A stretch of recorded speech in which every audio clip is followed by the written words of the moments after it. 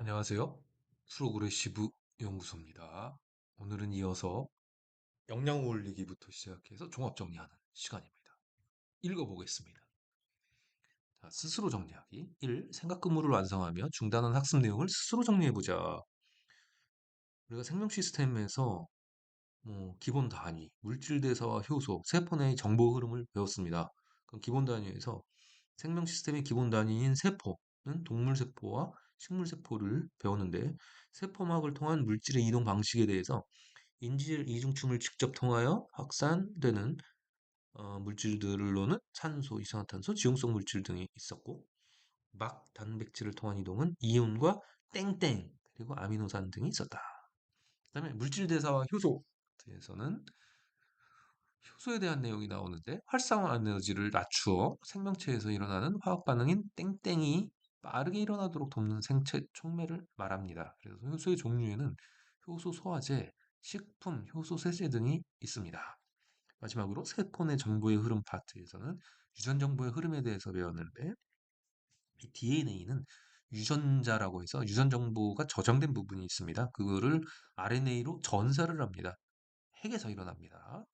그러면 DNA에 땡땡인 염기 서열을 전설을 했고 그 RNA에서 번역을 통해서 요건 세포질에서 일어납니다.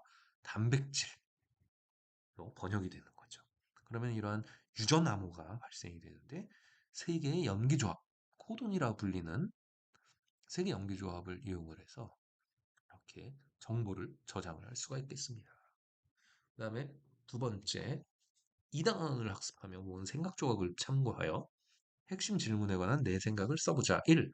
생명 시스템의 기본 단위는 땡땡이며 세포막을 통해 물질 출입이 일어난다. 2. 물질 대사가 일어나기 위해 생체 촉매인 땡땡이 필요하다.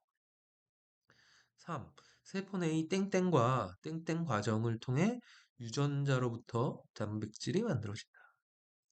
자, 사람마다 우유를 소화하는 정도가 다른 까닭은 무엇일까? 그다음 스스로 평가하기입니다. 1. 생명 시스템에 대한 설명으로 옳은 것을 보기에서 있는 대로 고르시오. 보기. 생명체는 몸을 구성하는 요소가 상호작용하는 생명 시스템이다. 니은. 세포는 생명 시스템에서 생명체를 구성하는 구조적 단위이다. 디귿. 세포는 생명 시스템에서 생장 및 생식 등이 일어나는 기능적 단위이다. 2, 3. 그림 가는 동물 세포를 나는 식물 세포를 나타낸 것이다. A, B, C, D, E, F, G, H, I까지 있네요. 각 설명에 해당하는 세포 소기관을 그림에서 찾아 기호와 이름을 쓰시오. 1. 소포체에서 운반된 단백질을 변형하여 분비한다. 2. 핵막으로 쌓여 있으며 유전 정보가 담긴 DNA가 들어있다. 3. 빛 에너지를 흡수하여 포도당을 합성하는 광합성이 일어난다. 4. 동물세포와 식물세포에 모두 존재하며 세포 활동에 필요한 에너지를 생산한다. 3. 가와 나에 대한 설명으로 옳은 것을 보기에서 있는 대로 고르시오. 보기. 기억. B에서 번역이 일어난다. 니은 G를 통해 세포에서 물질의 출입이 일어난다. 디귿 F는 선택적 투과성을 나타낸다. 4. 그림은 세포막의 구조를 나타내는 것이다. 이에 대한 설명으로 옳은 것은 보기에서 있는 대로 고르시오. A, B. A, 보기. 기억. A는 단백질이다. 니은 B의 꼬리 부분이 서로 마주보고 이중층 구조를 이룬다. 디귿 포도당은 B를 직접 통과하여 이동하기 어려우므로 A와 같은 통로를 통해 이동한다. 5. 그린 가나는 각각 같은 종류의 양파 표피 세포를 농도가 다른 용액 A와 B에 넣고 충분한 시간이 지난 후의 모습을 나타내는 것이다. 가나 A와 B 중 양파 표피 세포 안보다 용질 농도가 높은 용액은 무엇인지 쓰고 그렇게 생각한 까닭을 삼투와 관련지어 설명하시오. 6. 그림은 생명 시스템의 유지에 필요한 세포 내 정보의 흐름을 나타내는 것이다. DNA, RNA, 기억, 가, 나. 1. 가 과정의 이름을 쓰고 세포 내의 어떤 소기관에서 일어나는지 쓰시오. 2. 나 과정의 이름을 쓰고 세포질의 어떤 소기관에서 일어나는지 쓰시오. 3. 기억에 들어갈 말을 쓰시오. 7번. 다음은 물질대사와 효소에 대한 학생들의 대화 내용이다. 옳게 말한 학생을 있는 대로 고른 것은 A. 물질 대사에는 효소가 필요하고 효소의 주성분은 탄수화물이야. B. 생명체는 물질 대사를 통해 물질과 에너지를 얻고 이를 이용하여 생명 활동을 할 수 있어. C. 효소는 활성화 에너지를 높여서 화학 반응을 빠르게 일어나도록 도와줘. 8. 일상생활에서 효소가 활용되는 사례에 해당하는 것을 보기에서 있는 대로 고른 것은 보기 기억. 미생물을 이용하여 김치, 된장, 치즈와 같은 음식물을 만든다. 니은 배포에서 기체 교환이 일어난다. 디귿 소화가 잘 되지 않을 때 아밀레이스 등이 들어있는 소화제를 먹는다. 9. 유전암호에 대한 설명으로 옳은 것을 보기에서 있는 대로 옳은 것은 보기 기억. 염기 3개가 하나의 유전암호를 결정한다. 니은 유전암호 중 염기 1개가 바뀌면 비정상적인 단백질이 만들어질 수 있다. 디귿 유전암호는 20종류의 아미노산을 모두 지정한다. 과학으로 세상 보기 10. 과학 유용성. 그림은 김치를 만들기 위해 소금을 이용하여 배추를 절인 모습을 나타낸 것이다. 배추 절인 배추. 소금을 이용하여 배추를 절이는 원리를 설명하고 절이기 전과 후에 배추를 구성하는 세포에 어떤 변화가 있을지 쓰시오. 11. 안전 지속 가능 사회의 기업. 유전자 가위는 유전자의 특정 DNA 서열을 잘라내는 가위 역할을 할 수 있다.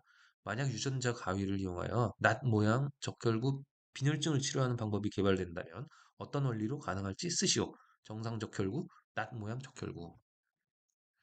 자, 과학으로 통하다. 과학사 내용입니다. 유전자가 옮겨 다닌다고? 점핑 유전자의 발견. 옥수수에는 종종 다양한 색깔의 알갱이가 섞여 있는 것을 볼 수 있다. 왜 다양한 색깔의 알갱이가 불규칙하게 섞여 있는 것일까?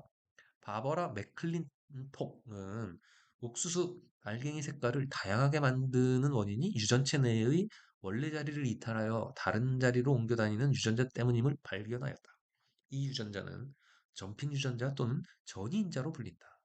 점핑 유전자가 옥수수 색소를 결정하는 유전자에 끼어들어 다양한 색깔의 알갱이를 만들어낸 것이다. 맥클린톡의 발견은 유전자의 위치와 정보는 고정되어 있고 절대 바뀌지 않는다는 당시의 고정관념을 깨는 획기적인 발견이었다. 점핑 유전자의 개념은 다양한 생물에서 일어나는 DNA 수평 이동, 유전자 발현 조절, 유전적 다양성 증가와 관련된 후속 연구에 큰 영향을 미쳤다. 맥클린톡은 옥수수의 점핑 유전자를 밝힌 공로로 1983년에 노벨 생리의학상을 수상하였다. 바버라 맥클린토 여성이죠. 1902년에 태어나서 1992년에 돌아가셨습니다. 90세 장수하셨네요.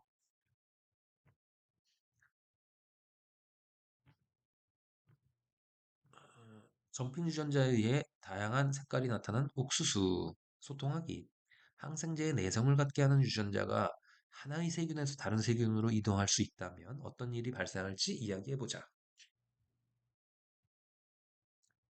그다음에 디지털 소양을 기르는 창의 프로젝트입니다. 자연재난 행동요령 퀴즈룸 만들기. 우리나라는 화산 안전지대인가?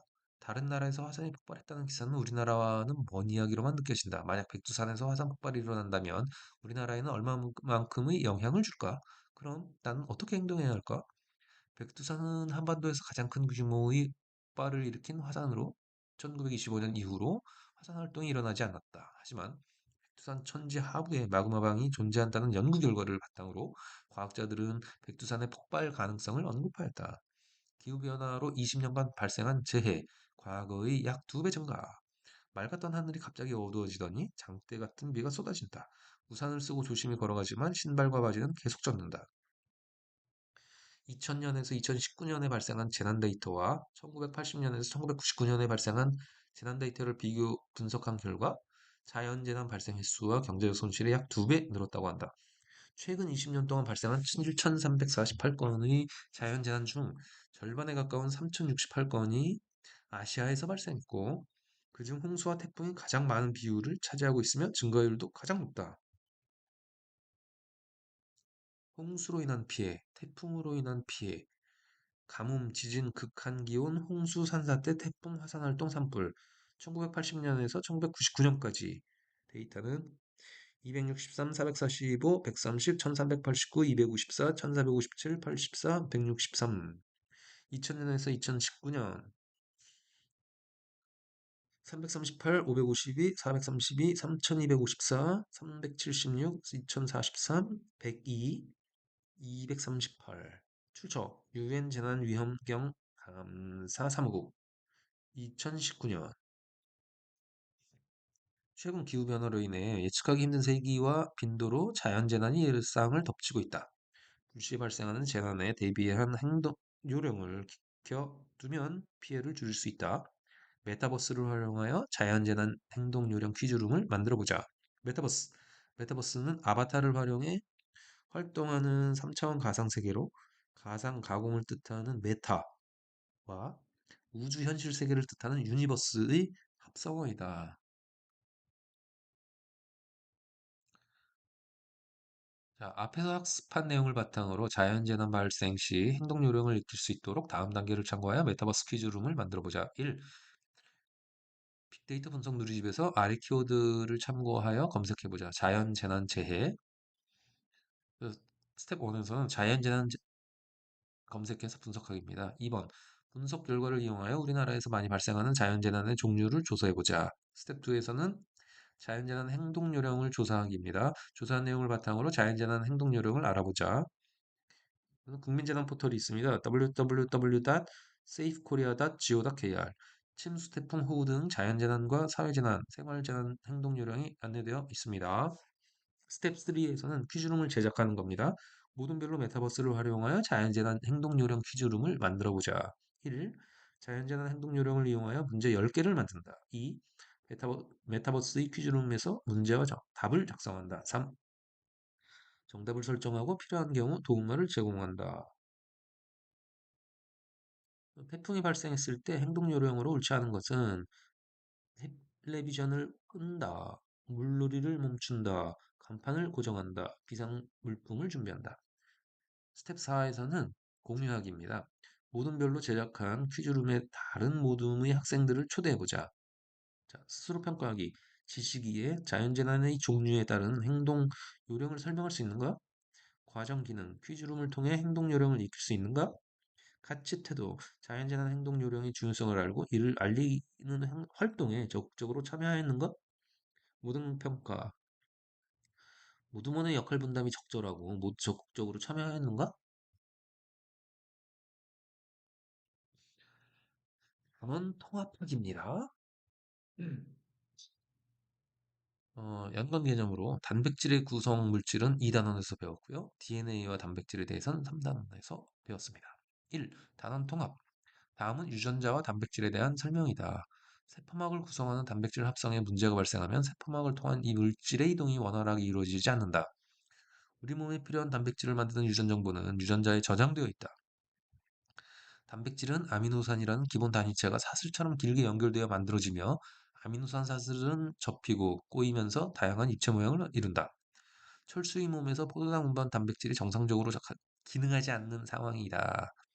포도당 운반 단백질에 대한 유전자에는 문제가 없다면 어떤 과정에서 문제가 발생했을지 설명해 보자. 2. 철수가 밥을 먹으면 물질 대사 과정을 거쳐 크기가 큰 탄수화물이 포도당으로 분해될 것이다. 이때 포도당 운반 단백질이 정상적으로 기능하지 않는 것이 철수의 작은 창자에서 포도당이 흡수되는 것에 어떤 영향을 미칠지 설명해 보자. 이어서 영역 통합입니다. 연관 개념으로 역학 시스템은 3단원에서 배웠고 체력 증진 운동에서의 안전은 체육에서 배웠습니다. 자, 영역 통합. 다음은 사람의 관절과 인대에 대한 설명이다. 인대와 윤활막, 윤활액을 분비한다. 관절 주머니 윤활액이 가득 차 있다. 관절 연골 뼈 그림이 나타나 있고요. 옆에 관절은 뼈가 연결되는 부분으로 몸을 굽히거나 움직일 수 있도록 하는 구조이다. 관절에는 몸이 부드럽게 움직일 수 있도록 돕는 조직이 있다. 가장 일반적인 관절의 형태는 두 뼈가 맞닿아 있는 면이 매끈하고 탄력 있는 관절 연골로 덮여 있고 이 관절 연골 사이에는 윤활레이로 채워진 관절 주머니가 있다. 그리고 관절 주위의 인대는 뼈와 뼈를 단단하게 연결해 줌으로써 뼈가 자기 자리를 벗어나지 않고 안정적으로 움직일 수 있게 한다. 1.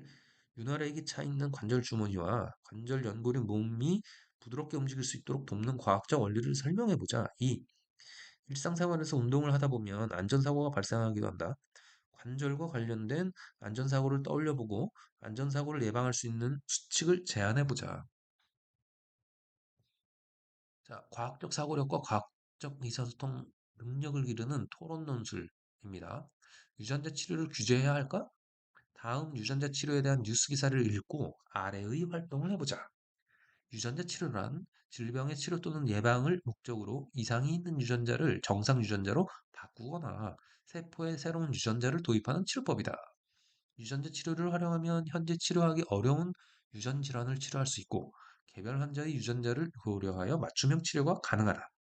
하지만 치료 과정에서 의도하지 않았던 영구적인 유전자 변화로 인해 부작용이 발생할 가능성이 있고 배아를 대상으로 유전자 치료를 할 때 윤리적 문제가 생기기 때문에 이에 반대하는 의견도 제시되고 있다. 1. 논제 들여다보기. 유전자 치료 시행으로 예상되는 사회 변화를 조사하고 간단한 문구로 정리하여 표현해보자. 2. 자료 찾기. 유전자 치료가 인간에게 미치는 긍정적인 영향과 부정적인 영향을 조사해보자. 긍정적 영향, 부정적 영향. 3. 토론해보기. 유전자 치료에 대한 찬반 입장을 정한 후 그 근거를 들어 주장하는 글을 공유 플랫폼에 게시해보자. 또 다른 사람의 글을 읽고 이에 대한 반론과 질문을 댓글로 추가해보자. 자, 과학으로 꿈꾸는 과학과 직업. 현실 세계를 닮은 가상 세계를 구현하는 물리 엔진 개발자. 자, 물리 엔진 프로그래머를 꿈꾼다면 물리학의 역학을 기본 바탕으로 하므로 힘과 운동 법칙 개념을 충분히 숙지하고 이를 수학적으로 정확하게 계산해야 하는 경우가 많다. 선택 과목 물리학, 역학과 에너지, 전자기와 양자. 컴퓨터학과에 진학하여 프로그래머로 성장한다. 물리학과 수학을 공부하면 물리 엔진 개발자나 게임 개발자, 그래픽 디자이너가 되었을 때 도움이 된다. 화면 속 움직임이 현실 세계와 닮아 있으면 게임이나 영화를 생생하게 즐길 수 있다. 이를 위해서는 3차원 그래픽 기술을 사용해 실제 세계와 같은 느낌의 영상을 화면에 그려주는 렌더링 엔진과 완성된 이미지의 사실적인 움직임을 가미하는 물리 엔진이 필수적이다. 가상 공간 속 물체의 생생한 움직임, 우리 일상 공간에 물리 법칙이 작용하는 것처럼 가상 세계에서도 캐릭터가 비탈을 내려가면 가속도가 붙어 속도가 빨라지고 포탄을 쏘면 포탄이 중력을 받을 때처럼 곡물성 궤적을 그리며 날아가고 농구공은 탄성이 있는 것처럼 통통 튀어야 한다. 이러한 모습을 구현하기 위해 물리 엔진 개발자는 물리학과 수학을 활용하여 더 생생한 표현이 가능한 물리 엔진을 개발한다.